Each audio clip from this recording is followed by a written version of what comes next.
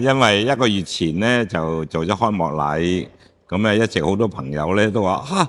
咁遲通知我啊，都好想嚟呢個畫展，咁樣啊，不如我就安排一個玉郎好友嘅專場嚟招待我啲好朋友，等佢哋可以咧睇下我以前咧畫啲畫係點樣嘅。因為神兵玄奇咧都非常受歡迎嘅，無論香港也好，廣州啊也好，所以今次我特意咧就揀咗神兵玄奇嘅作品出嚟，都全部廿幾年㗎啦。